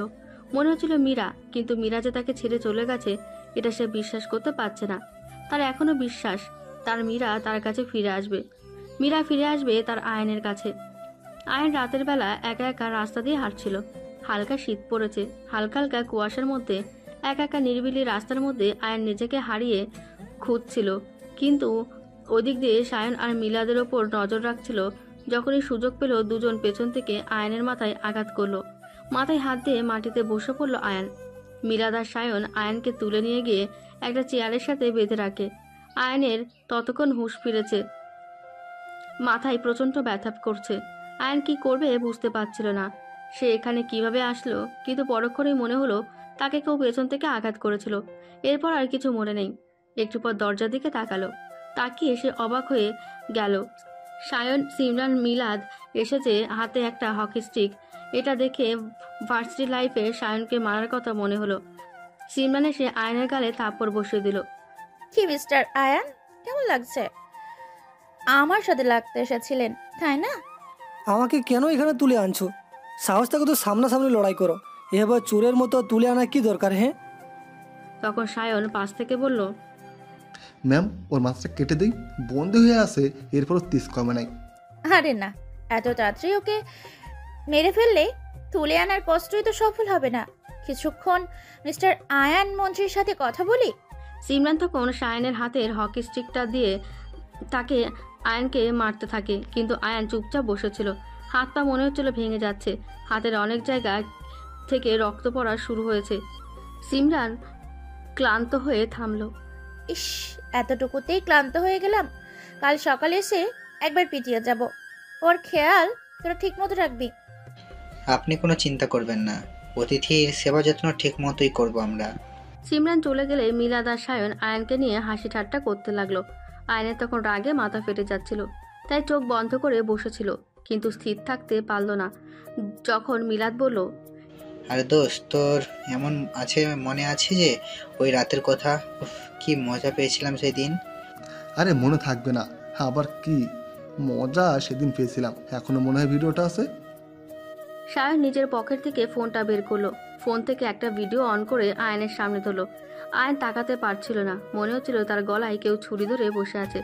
ভিডিওতে মীরাকে অশ্লীল অবস্থায় তোলা হয়েছে। আয়ন চিৎকার করে বলে উঠল, প্লিজ ভাই, তোরা আমাকে মেরে ফেল, না হলে এসব বন্ধ কর। আরে কি বলিস, তোকে এত তাড়াতাড়ি মেরে ফেললে কি করে হয়? তোকে এখনো অনেক পথ যেতে হবে, অনেক ভয়ঙ্কর পরিস্থিতি সামনাসামনি হতে হবে। মৃত্যুকে একদম কাছ থেকে দেখে নে কি রকম লাগে। সায়ন আর মিলাদ পুরো রাত জুড়ে আয়নের সামনে বিভিন্ন অঙ্গভঙ্গি করছিল। আয়ন সেটা সহ্য করতে না পেরে চোখ বন্ধ করে বসেছিল। পরের দিন সকাল হতেই জেবিন আয়নের অফিসে আসে। আয়নকে না পেয়ে জয়কে জিজ্ঞেস করে, আচ্ছা স্যার, কখন আসবেন? স্যার, আসলে আমি ঠিক জানি না। স্যার প্রতিদিন এই সময় চলে আসেন, কিন্তু আজ স্যারের ফোনে ট্রাই করে কিছুতেই পাচ্ছি না। কাল সিমরানের সাথে ঝগড়া হওয়ার পর আর স্যারকে ফোনে পাইনি। কি বলেন, পুরো রাত ওনার বাসার খোঁজ নিয়েছিলেন? বাসায় খোঁজ নিয়েছি, কিন্তু স্যার বাসায়ও নেই। ওনার বাড়ির লোক টেনশন করছে।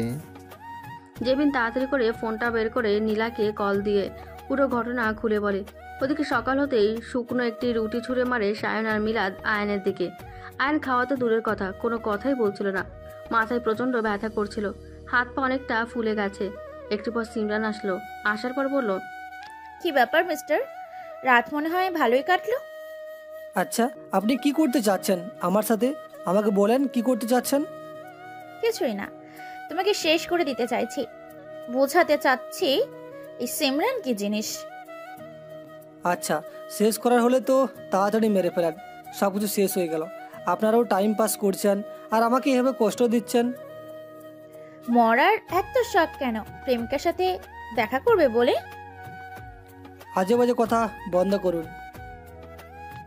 এসব কথা বলছিল, ঠিক তখনই সব লাইট অফ হয়ে যায়। আয়ন কিছুই বুঝতে পারছিল না কি হচ্ছে। যখন প্রায় 20 মিনিট পর পুরো রুমের লাইট জ্বলে ওঠে, আয়ন অনুভব করলো তার হাতের বাঁধন খোলা।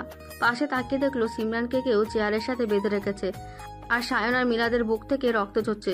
দুজনের বুকে 2টি ছুরি ঢুকানো আছে। আয়ন কিছুই বুঝতে পারছিল না এতক্ষণ কি হলো। সে উঠে গিয়ে একটা কাগজ দেখতে পায়। সায়নের বুকের ওপর কাগজটা হাতে নিতে দেখে কাগজের মধ্যে লেখা, মিস্টার আয়ান, আপনার অনেক শখ ছিল এই লোক দুটাকে চোখের সামনে মারার। আপনার চোখের সামনে হয়তো মারতে পারিনি, কিন্তু ওদেরকে মেরে ফেলেছি। এখন আপনি আপনার জীবনকে সুন্দরভাবে সাজিয়ে নিন আপনার ভবিষ্যৎকে। আর সায়নের পকেটে দেখেন একটা সিডি আছে, বন্দি করে রাখছিল, তার ফুটেজ আছে ওইটার মধ্যে। আপনি কি কেস করে দিন ওনার নামে। কাগজটা হাত থেকে ফেলে অবাক হয়ে বসে পড়লো। আয়ন কি হচ্ছে তার সাথে, কেন এমন হচ্ছে কিছুই বুঝতে পারছিল না। সিমরানকে ছেড়ে দিয়ে চলে আসে। আয়নের এরকম অদ্ভুত কাণ্ডে অবাক হয়ে নিজের অফিসে চলে গেল সিমরান। আর আয়ান নিজের বাসায় এসে জানলার পাশে দাঁড়িয়ে বলল, কে সেই মহান মানুষ যে আমাকে ওদের হাত থেকে বাঁচালো? তাকে কি আমি কখনো দেখেছি নাকি দেখিনি? কে সে? যদি বাঁচাবে তাহলে সামনে আসলো না কেন? কেন নিভৃতে নিরালায় এসে সবাই আমাকে নাড়িয়ে যাও? আমি কি তোমাদের খোঁজ পাবো নাকি এভাবেই আমি হারিয়ে যাব? আয়ন মনে কিছুটা হালকা অনুভব করলো, কারণ এতদিনে একটা কাজ অন্তত হয়েছে, ওদেরকে শেষ করে দিতে পেরেছে। একটা দীর্ঘশ্বাস ফেলে স্তব্ধ আকাশের দিকে তাকিয়ে থাকলো।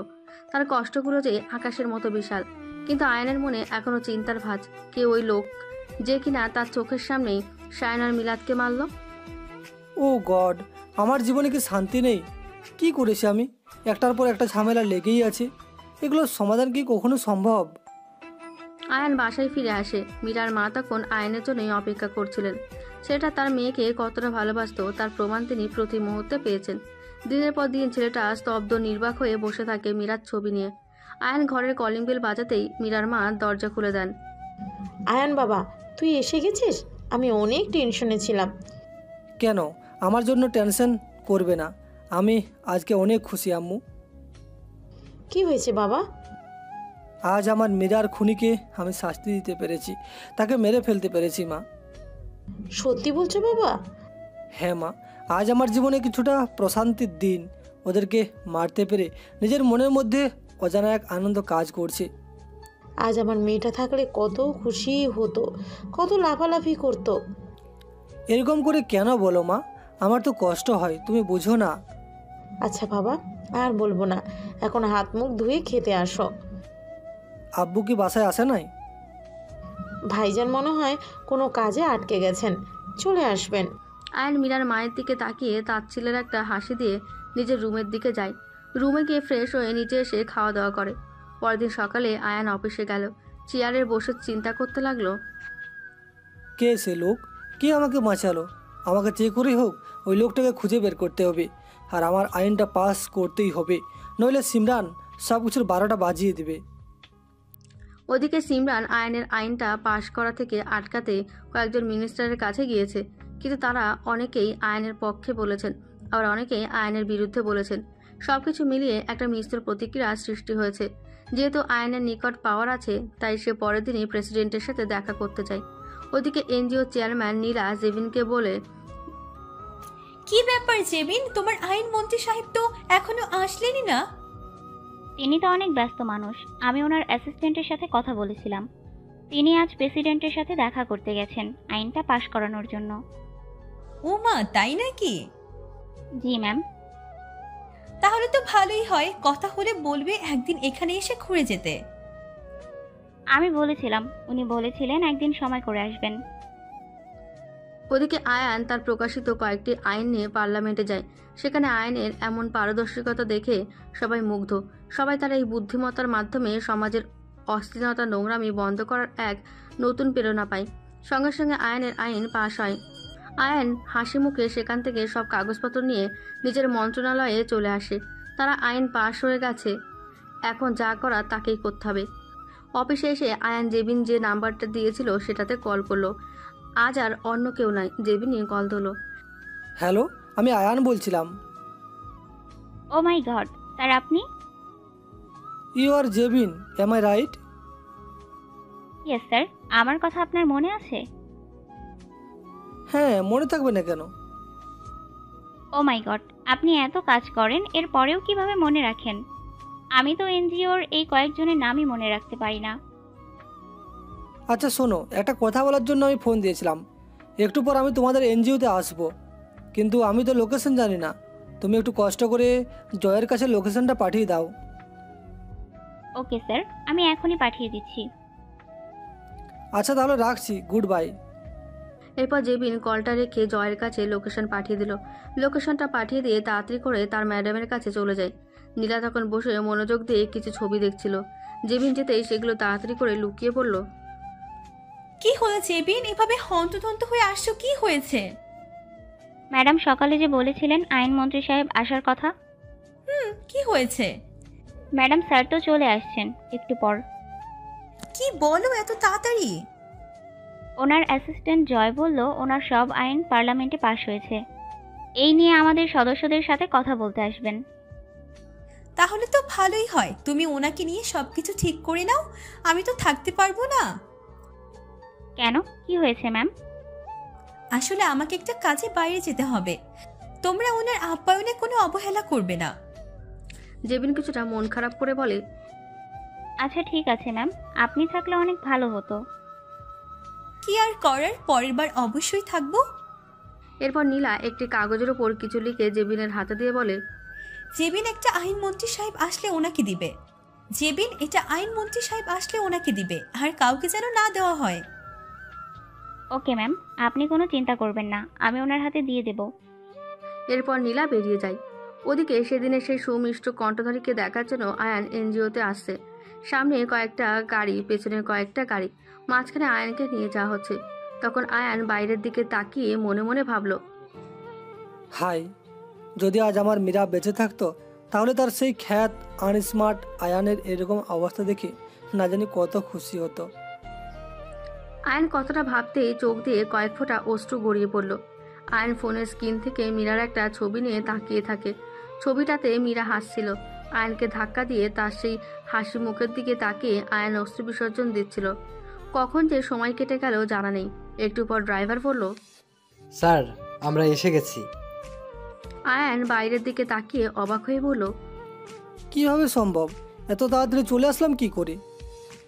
আয়ানের কথায় ড্রাইভার কেমন করে জানি তাকালো। আয়ান ভাবলো হয়তো মীরার দিকে তাকিয়ে সে সব ভুলে গেছে। আয়ান মুচকে একটা হেসে ভাবলো, এমন কেন মেয়েটা? সে কি বুঝে না তার মুখের দিকে তাকিয়ে আমি 1000 বছর কাটিয়ে দিতে পারি? আয়ান গাড়ি থেকে নেমে পড়লো। অনেক সুন্দর একটা বাড়ি, চারপাশটা মনোরম আর সুশৃঙ্খল ব্যবস্থা। আয়ান ভেতরে যেতেই এনজিওর অনেক মহিলা আর জেবির মিলে আয়ানকে অভ্যর্থনা জানালো। আয়ান সবার ভিড়ে শুধু নীলাকে খুঁজছিল। কে নীলা এটাই বুঝতে পারছিল না। এরপর আয়ানকে ভেতরে নিয়ে যাওয়া হয়। আয়ান ভেতরে গিয়ে একটা কেবিনে বসে, অনেক সুন্দর পুরো রুমটা। তখন জেবিন এসে বলে, স্যার এটা আমাদের চেয়ারম্যান ম্যাডামের রুম। তোমাদের চেয়ারম্যান ম্যাডাম তিনি কোথায়? কি আর বলবো স্যার, আপনি না জানিয়ে এসেছেন, তাই ম্যামের একটা কাজ ছিল খুব ইম্পর্ট্যান্ট, তাই চলে গেছেন। আপনি মাইন্ড করবেন না, ম্যামও আফসোস করেছেন, কাজটা অনেক গুরুত্বপূর্ণ ছিল। আচ্ছা ঠিক আছে, সমস্যা নেই। স্যার ম্যাম যাওয়ার সময় আপনাকে দেওয়ার জন্য একটা কাগজ দিয়ে গেছেন। বলে জেবিন ড্রয়ার থেকে একটা চিরকুট বের করে আয়ানকে দেয়। আয়ান উৎসুক নয়নে সেটা খুলে চিরকুটটা দেখে আয়ানের চোখ থেকে কয়েক ফোঁটা অশ্রু গড়িয়ে পড়ল। এটা দেখে জেবিন কিছুটা ভয় পেয়ে যায়। কাগজটাতে লেখা, মাননীয় আইনমন্ত্রী, আশা করি ভালো আছেন। আমাদের এই ছোট্ট প্রতিষ্ঠানে আপনি এসেছেন, এতে আমরা গর্বিত। আমি কিছু কাজের জন্য উপস্থিত থাকতে পারছি না, তবে আপনার নারী শিক্ষা, নারীদের অগ্রগতিতে আপনার অবদান আমাদের এই প্রতিষ্ঠানে শ্রদ্ধা ভরে স্মরণ করবে। আমাদের প্রতিষ্ঠান 2 শতাধিক নারী নিজেকে আত্মনির্ভরশীল করতে প্রতি মুহূর্তে লড়াই করে যাচ্ছে, কিন্তু আর্থিক অসুবিধার কারণে সকল প্রকার প্রয়োজনীয় সামগ্রী কেনা সম্ভব হচ্ছে না। তাই আপনার কাছে অনুরোধ, সরকারি খাত থেকে আমাদের এই ছোট্ট প্রতিষ্ঠানটার জন্য কিছু করার। কি হয়েছে স্যার, আপনি কান্না করছেন কেন? আয়ান চুপচাপ, কারণ সে লেখাটা পড়ে কান্না করছে না, লেখার হ্যান্ডরাইটিং দেখে কান্না করছে। এই লেখাটা অবিকল মীরার লেখার মতো। প্রথমে কণ্ঠ, আর এখন হ্যান্ডরাইটিং দেখে আয়ানের সংকোচ বোধ যেন চরম পর্যায়ে পৌঁছে গেছে। তখন জেবিন আবার বলল, if you don't mind sir, ma'am কি আপনাকে হার্ট করে কিছু লিখেছেন? না, এসব কিছু না। আচ্ছা, আপনাদের ম্যামের কি কোনো পিক আছে, আমাকে দেখাতে পারবেন? সরি স্যার, আসলে আমার কাছে নেই, ম্যাম ক্যামেরার সামনে আসেন না, আমি সব কিছু দেখাশোনা করি। আপনি অন্য একদিন আসলে ম্যামের সাথে দেখা করতে পারবেন। ও, আসলে উনি কিছু প্রবলেমের কথা বলছিলেন। জি স্যার, আমাদের এখানে আধুনিক যন্ত্রপাতি একান্ত প্রয়োজন, এখন যদি কিছু করতে পারেন। আমি তো এসব বিষয় দেখি না। সমস্যা নেই স্যার, আপনি না পারলে কোনো অসুবিধা নেই, আপনি এসেছেন এতেই আমরা অনেক খুশি। আমি কখন বললাম আমি পারবো না? আমি যেহেতু এসব বিষয়ে দায়িত্ব নাই, তাই আমি মাননীয় অর্থমন্ত্রী সাহেবকে এই বিষয়টা জানাবো, আর আমার পক্ষ থেকে যতটুকু সম্ভব করব। Thank you so much sir. এতে থ্যাংক ইউ দেওয়ার কি আছে? এখানে এটা তোমাদের পাওনা সরকারের কাছে। আমি আমার পক্ষ থেকে সর্বোচ্চ চেষ্টা করব। এখন তুমি আমার সাথে একবার চলো, তোমাদের সব পার্টিসিপেন্টের সাথে একটু দেখা করব। ওয়াও স্যার, আপনি যাবেন ওদের সাথে দেখা করতে? ওরাও আপনার সাথে দেখা করার জন্য আগ্রহী। কেন যাব না, চলো। এরপর আয়ান জেবিনের সাথে তাদের সব পার্টিসিপেন্টের সাথে দেখা করতে যায়। সবাই আয়ানকে দেখে অনেক খুশি হয়। আয়ানও সবার সাথে হাসি মুখে দেখা করে। এরপর আয়ান একটা ব্ল্যাঙ্ক চেক দিয়ে চলে যায়। সবাই অনেক খুশি হয়। আয়ান বাসায় ফিরে আসে। এর মধ্যে নীলা ফিরে আসে। নীলা ফিরে আসতেই জেবিন নীলার কাছে গিয়ে বলে, ম্যাম আপনি আর 10 মিনিট আগে আসলে স্যারের সাথে দেখা করতে পারতেন। সো সরি, একটু লেট হয়ে গেল। ম্যাম স্যার আপনার পিক চাইছিল আমার কাছে। এটা শুনে নীলার পায়ের নিচে মাটি সরে যায়। নীলা ভয়ে ভয়ে বলে, তুমি কি কি দিয়ে দিচ্ছ ওনাকে? আপনি এরকম তোতলাচ্ছেন কেন ম্যাম? না এমনি, তুমি কি দিয়ে দিয়েছো ওনাকে? জি না ম্যাম, আপনি না করেছেন আর আমি কি কাউকে দিতে পারি? Thank you so much. জেবিনের কথায় নীলার মনে কিছুটা স্বস্তি ফিরে আসে। অনেক বড় একটা টেনশনে পড়ে গিয়েছিল সে। হ্যালো বন্ধুরা, যদি গল্পটা ভালো লেগে থাকে তাহলে চ্যানেলটি সাবস্ক্রাইব করে আমাদের সাথে থাকুন। আর হ্যাঁ, যদি গল্পটির সিজন 2 পেতে চান তাহলে কমেন্ট বক্সে কমেন্ট করুন। ধন্যবাদ সবাইকে।